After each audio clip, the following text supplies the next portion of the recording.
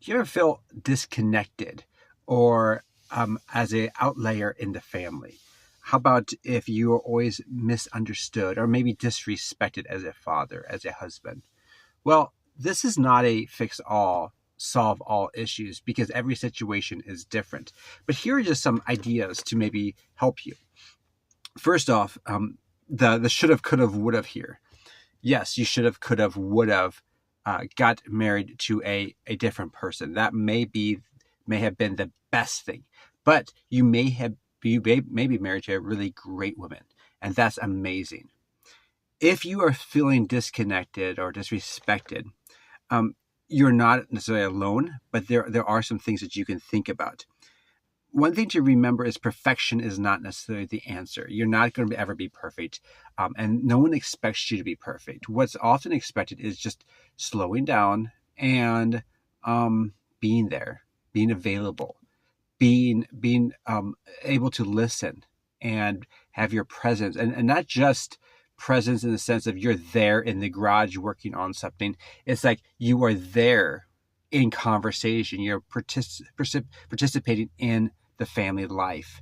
That's very important. And it's not just participating, but it's also listening, asking questions, understanding, mirroring people, trying to understand what the other person is thinking about. And that's where you get some of the greatest rapport and greater respect, to be quite frank with you.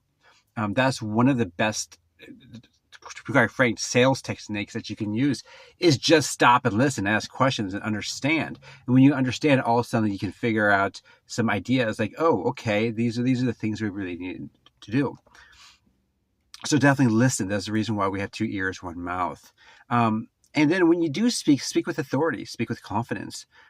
Be thoughtful when you speak. Don't just be a whiner. Don't be like, oh, blah, blah, blah, blah. You have to speak with authority and know what you think and have thoughts that are well put together. And then you need to plan together with your spouse. If you're just doing your own thing and she's doing her own thing, that's not helpful. But you need to be on the phone. If you're away from each other, you need to be there next to each other, working through different things. Plan financially, plan your time wise, make sure the calendar is synced up. My wife and I sync up the calendar all the time. We're talking about money. We're talking about different things that are big issues. And with that this is communication. This is not arguing. Like if you're arguing, you're missing the point. Communication is different.